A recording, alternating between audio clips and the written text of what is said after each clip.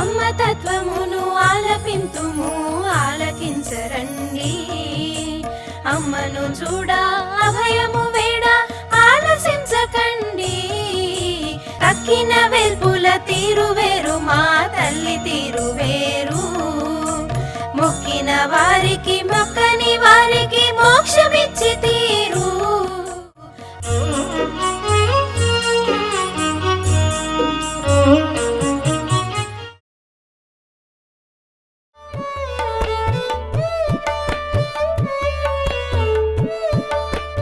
నేను 1985 నుండి 90 వరకు జిల్లెళ్లమూడి మాతృశ్రీ ఓరియంటల్ కళాశాలలో BAOL విద్యను అభ్యసించాను. అక్కడ అభ్యసించినటువంటి 5 సంవత్సరాలు కూడా అమృత గడియలు నా జీవితంలో అని చెప్పాను.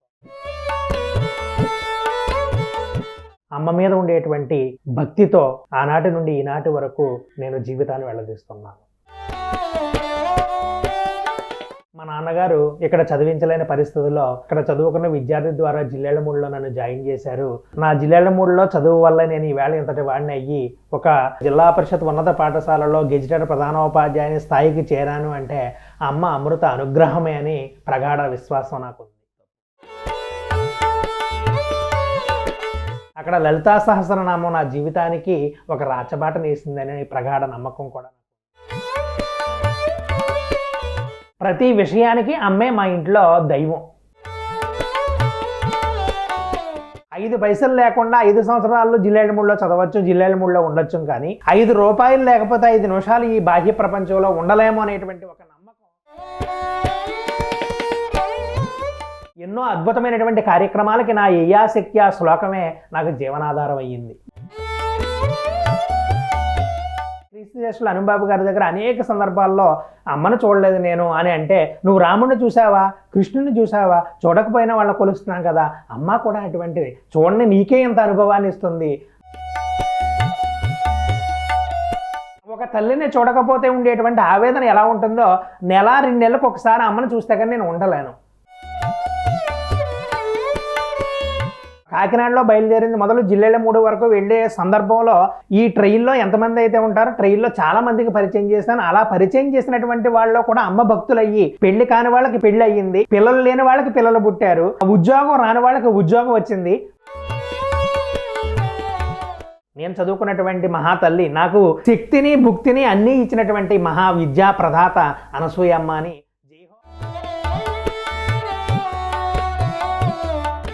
పెరుమల్లు అప్పారెడ్డి 1985 నుంచి 90 దాకా.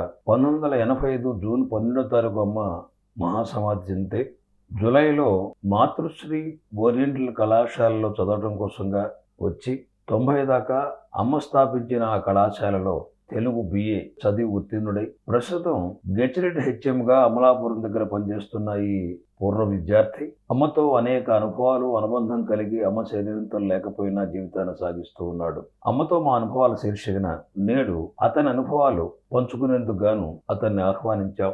అతని అనుభవాలు మనతో పంచుకుపోయే ముందుగా అతని గురించి కుటుంబ నేపథ్యాన్ని గురించి మనందరికీ క్లుప్తంగా తెలియజేయవలసిందిగా వేడుకుంటున్నాం.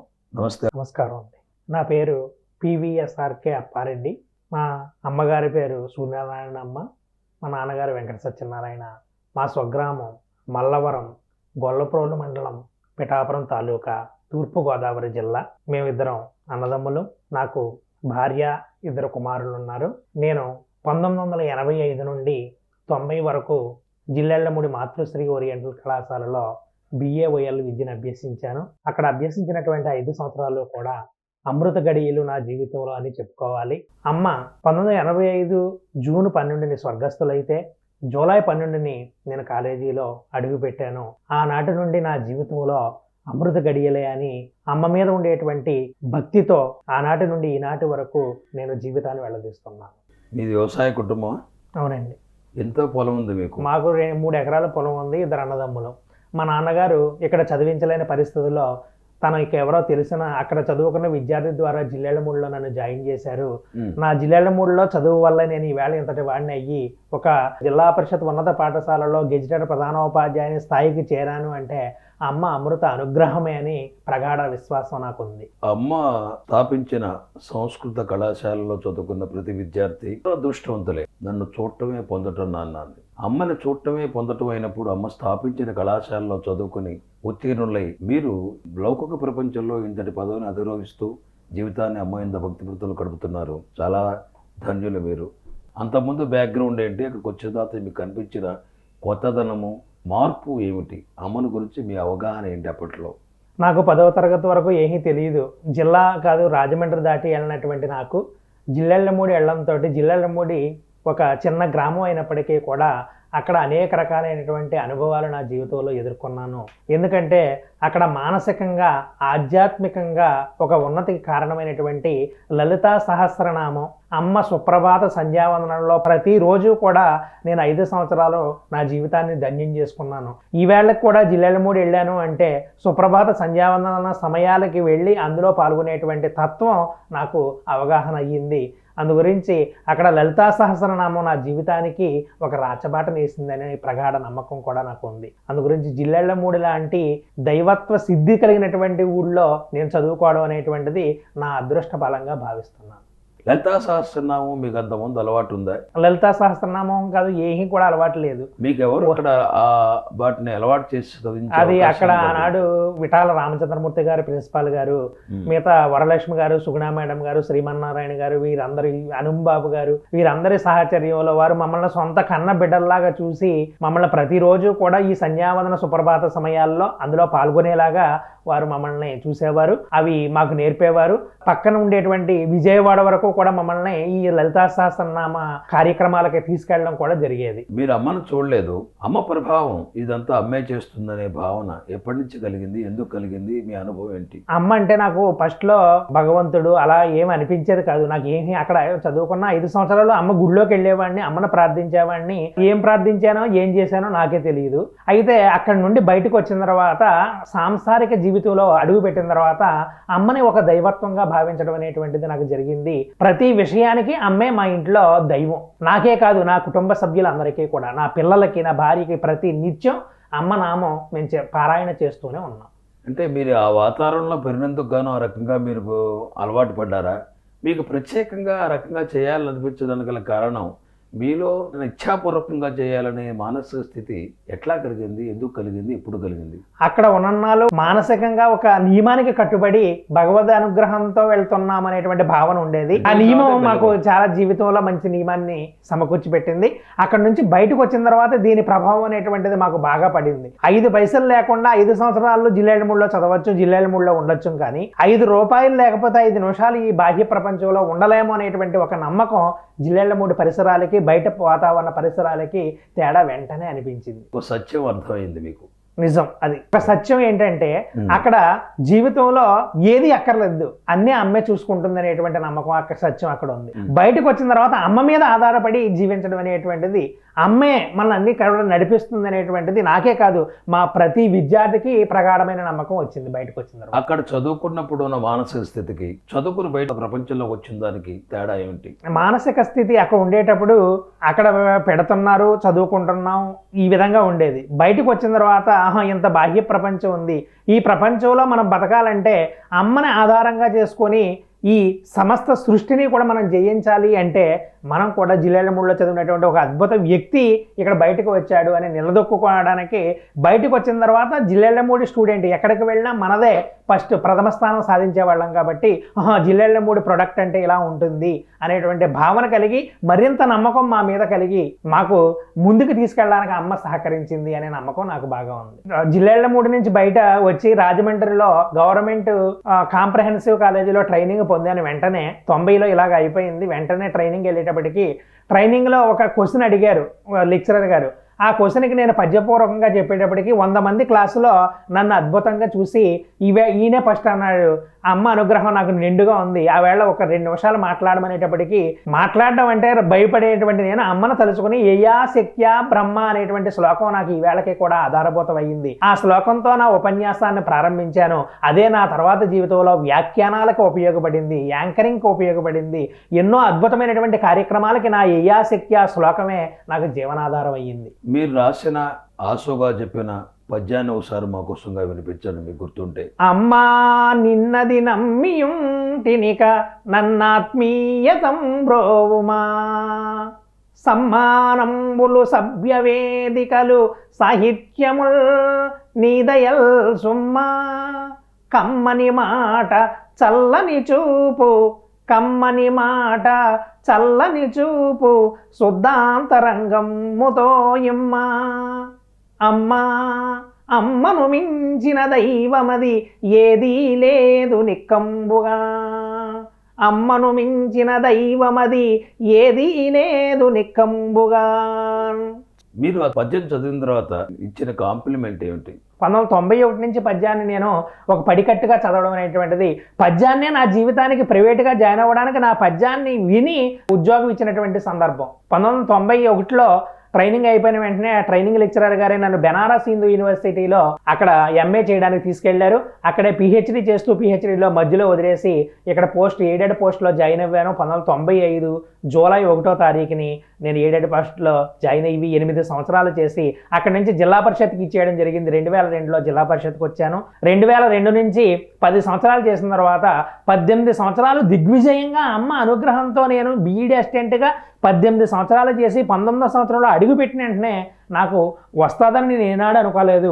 ఆవిడ అడగని వాళ్ళకి అడిగిందే ఇస్తాను కానీ అడగని వారికి అన్నీ ఇస్తాననేటువంటి ఆ అమ్మ సత్యవాక్యాన్ని నేను నమ్ముకున్నటువంటి నాకు ఆ అమ్మ నాకు ప్రసాదించినటువంటి వరం గెజిటెడ్ ప్రధానోపాధ్యాయుడు. అడిగిన వాళ్ళకి అడిగిందే ఇస్తాను, అడగని వాళ్ళకి ఏది కావాలో అది ఇస్తాను. మీరు ఫలాంది కావాలంటే మీరు అడిగిందే ఇస్తుంది, అడగకపోతే మీకు ఏది కావాలో తనకు తెలుసు కనుక అది ఇస్తుంది. బహుశా మీకు గెజిటెడ్ పోస్టులు కావాలనుకుందేమో, ఇచ్చిందని అనుకుంటున్న భావన ఇచ్చారండి. అమ్మ అంతర్లీనంగా మిమ్మల్ని నడిపిస్తుంది. అమ్మను ఫిజికల్ గా చూడకపోయినా మీకున్న ప్రత్యక్షంగా మిమ్మల్ని ప్రోత్సహించిన గురువులు కానీ వ్యక్తులు కానీ ఎవరు మీ జీవితంలో ఇస్తారు? మా ప్రత్యక్షంగా మమ్మల్ని ప్రోత్సహించినటువంటి ప్రతి పాఠంలోనూ కూడా ఈనాటి ప్రిన్సిపాల్ సుగుణ మేడం గారు, వరలక్ష్మి మేడం గారు, విఠాల రామచంద్రమూర్తి గారు, అనుంబాబు గారు మమ్మల్ని అమ్మ గురించి మాకు చెప్పేవారు. అనుంబాబు గారి దగ్గర నేను క్రీస్తు దేశంలో అనుంబాబు గారి దగ్గర అనేక సందర్భాల్లో అమ్మను చూడలేదు నేను అని అంటే, నువ్వు రాముడిని చూసావా, కృష్ణుని చూసావా, చూడకపోయినా వాళ్ళని కొలుస్తున్నాం కదా, అమ్మ కూడా అటువంటిది, చూడండి నీకే ఇంత అనుభవాన్ని ఇస్తుంది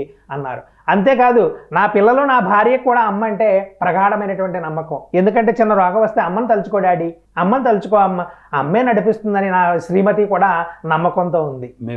మా భార్య పేరు శేషకుమారి, పిల్లలు అభిషేక రెడ్డి, అనంతసాగర్ రెడ్డి. మీ అమ్మా నాన్నగారు ఇప్పుడు ఏం చేస్తున్నారు? మా అమ్మ నాన్నగారు వ్యవసాయం, మా ఊర్లోనే ఉంటున్నారు. వారికి కూడా భక్తే. నేను జిల్లెళ్ళమూడి ప్రతి సంవత్సరం మే 5ని కళ్యాణానికి కుటుంబ సమేతంగా వెళ్తాను. ప్రతి నెల ఒక తల్లిని చూడకపోతే ఉండేటువంటి ఆవేదన ఎలా ఉంటుందో, నెల 2 నెలలకు ఒకసారి అమ్మని చూస్తే కానీ నేను ఉండలేను. వెళ్ళి అనసూయేశ్వర ఆలయంలో అమ్మని స్వయంగా నేను చూసి ఆవిడతోటి నా బాధలు కానీ ఆవిడ చూసేటప్పటికి నాకు ఒక ఆవేదన వస్తుంది. నేను ప్రతిరోజు కూడా అమ్మనామం చేస్తాను. ఇప్పుడు 40 రోజులు దీక్షగా నేను నా పెద్ద కుమారుడు ఉదయం 6 గంటలకే 108 సార్లు జయహోమాత నామం చేస్తున్నాం. మొన్నే 40 రోజులు ఒక మండల దీక్ష లలితా సహస్రం చేసాం. ఇది అయిపోయిన తర్వాత ఓం హైమ నమో హైమ 40 రోజులు చేయాలని అనుకుంటున్నాను. మీరు అమ్మని ఫిజికల్గా ఉన్నప్పుడు చూడలేకపోయినా అమ్మని గుళ్ళోకి వెళ్ళి మీరు చూడకపోతే తట్టుకోలేని తనంలో మీరు మనస్సులో రకరకాల మీ భావనలు అమ్మకు నివేదన చూసుకున్నప్పుడు మీకు ఏదన్నా అమ్మ కనపడటం కానీ సందేశం ఇవ్వటం కానీ జరిగిందా? అమ్మ నాకు కనపడడం కానీ సందేశం కానీ కలలో కానీ ఏనాడు కనపడలేదు. అయితే నాకు ఉదయం 4 గంటలు లేవాలనుకోండి, బాబు నాన్నలే అన్నట్టుగా అమ్మ వచ్చి లేపినట్టుగా అనిపిస్తుంది. అలా ఆ విధంగా ఉంటుంది. అమ్మ నడిపిస్తుంది అనమాట అండి ప్రతిదీ కూడా. ఆవిడ ప్రత్యక్షంగా కనపడపోయినా పరోక్షంగా వెన్నంటే ఉండి మిమ్మల్ని నడిపిస్తుందనే నమ్మకం, భావం బాగా ఉంది. నేను కాకినాడలో బయలుదేరింది మొదలు జిల్లెళ్ళమూడి వరకు వెళ్ళే సందర్భంలో ఈ ట్రైన్లో ఎంతమంది అయితే ఉంటారో ట్రైన్లో చాలా మందికి పరిచయం చేశాను. అలా పరిచయం చేసినటువంటి వాళ్ళలో కూడా అమ్మ భక్తులయ్యి పెళ్లి కాని వాళ్ళకి పెళ్లి అయ్యింది, పిల్లలు లేని వాళ్ళకి పిల్లలు పుట్టారు, ఉద్యోగం రాని వాళ్ళకి ఉద్యోగం వచ్చింది. వాళ్ళందరూ కూడా ఈవేళ అమ్మ భక్తులు అయ్యారు. అలాంటి వాళ్ళు చాలా మంది ఉన్నారు. మీరు ఎప్పుడన్నా మీకు కష్టం కల్పించినప్పుడు ఎట్లా అన్వయించుకుంటారు అమ్మ? దీనికి ఒక అద్భుతమైనటువంటి ఉదాహరణ చెప్తానండి. ఎందుకంటే అమ్మ సుగుణ మేడం గారు మాకు చెప్పారు పాఠం చెబుతూ, మంచికి ఏది కారణమో నాన్న చెడుకు అదే కారణం అని చెప్పారు అని. ఆ మాట నాకు గుండెల్లో అత్తుకుంది. ఒకసారి ఒక 4-5 సంవత్సరాల క్రితం నేను 3 అంతస్తులు ఇల్లు కట్టాను.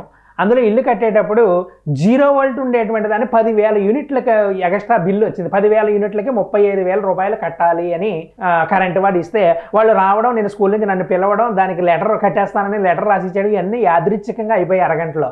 వాళ్ళు గేట్ దాటి వెళ్ళిపోయిన తర్వాత ఇదేంటి ఇలా జరిగింది అని అనుకున్నాను. అలా లెటర్ ఎందుకు రాసి ఇచ్చాను, ఇలాగ ఎందుకు జరిగింది అని అనుకుని మెట్లు ఎక్కుతూ ఆలోచించుకుని అయ్యో ఇలా చేశానేంటి అనుకునేటప్పటికి వెంటనే ఈ సూక్తి నా మనసులోకి వచ్చింది. నాన్న మంచికి ఏది కారణం చెడుకి అదే కారణం అన్నది కదా అమ్మ అని అనుకుని పైకెక్కి మొహం కడుక్కొని అమ్మ దగ్గరికి వెళ్ళి దండం పెట్టుకుని ఉదయం స్కూల్కి వెళ్ళాను. వెళ్ళి మా హెడ్ మాస్టర్తో చెప్పాను, ఇలా కరెంటు బిల్ ఇలా వచ్చిందండి, 35,000 కట్టమంటున్నారు, లెటర్ కూడా రాసి ఇచ్చేసానంటే ఎవరాళ్ళు రండి ఏఈ గారి దగ్గర తీసుకెళ్తానని తీసుకువెళ్ళారు.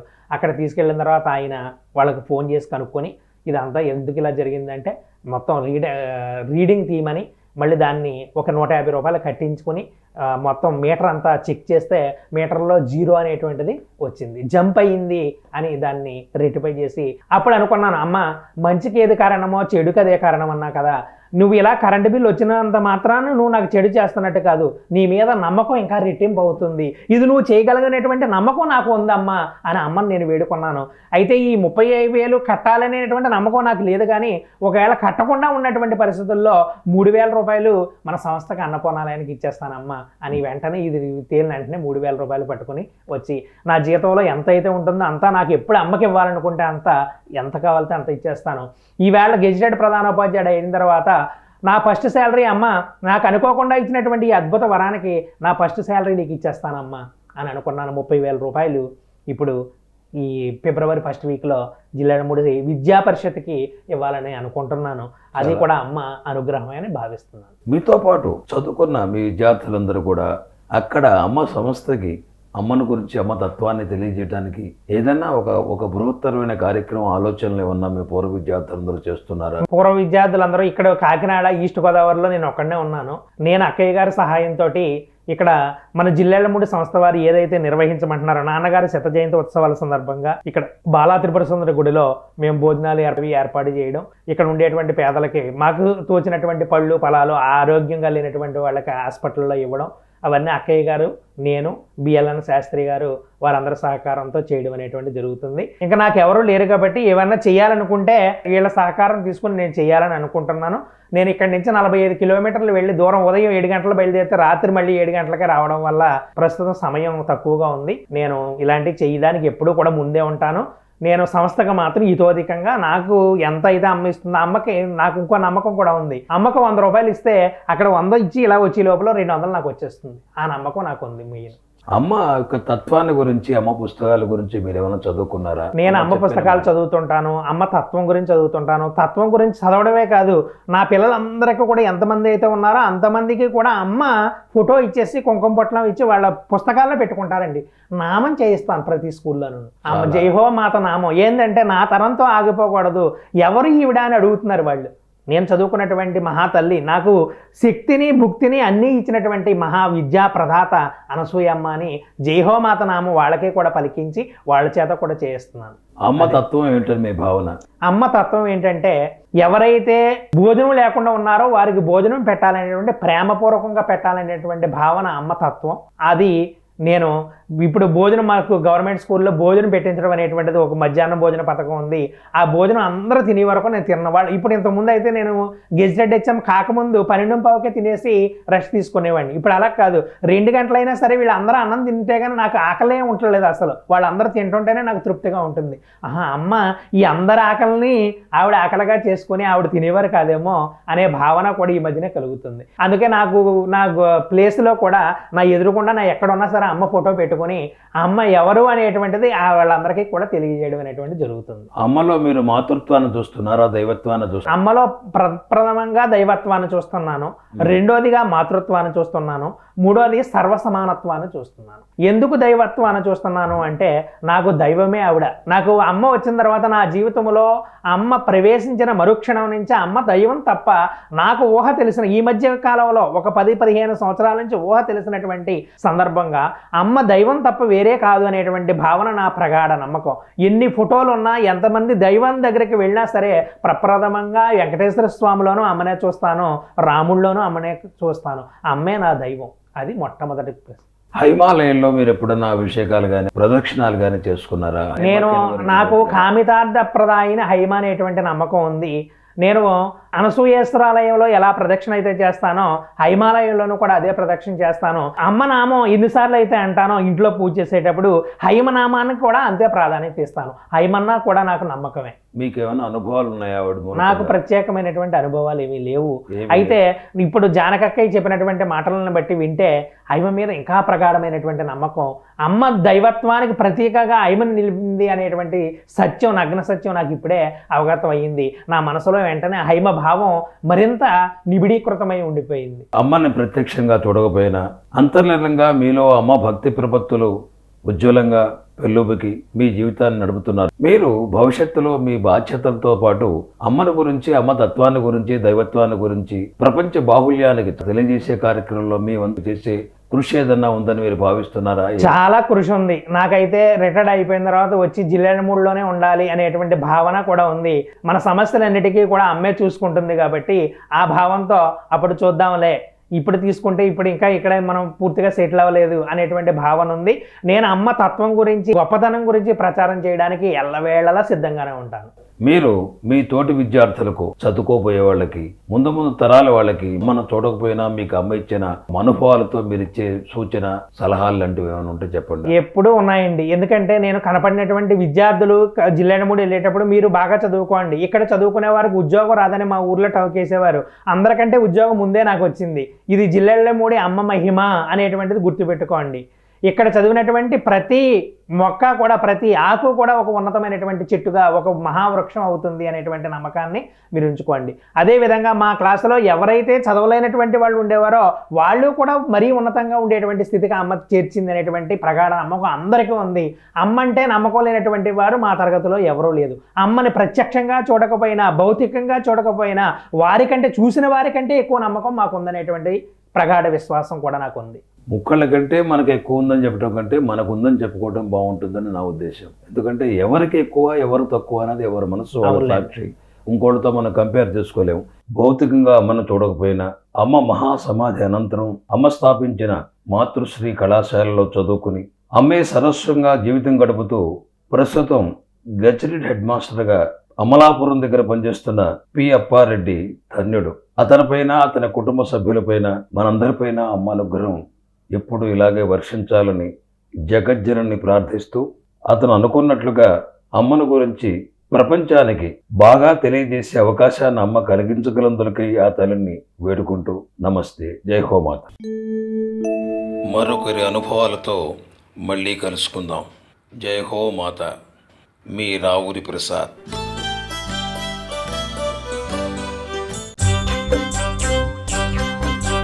రండి రండి జిల్లెడమూడి, లెండి లెండి నిద్రను వీడి, అన్నలారా రెండు కన్నులారా మీరు అమ్మను కంటారు, అమ్మవారంటారు. రండి రండి జిల్లెడమూడి, లెండి లెండి నిద్రను వీడి. రండి రండి జిల్లెడమూడి, లెండి లెండి నిద్రను వీడి. రండి రండి జిల్లెడమూడి, లెండి లెండి నిద్రను వీడి.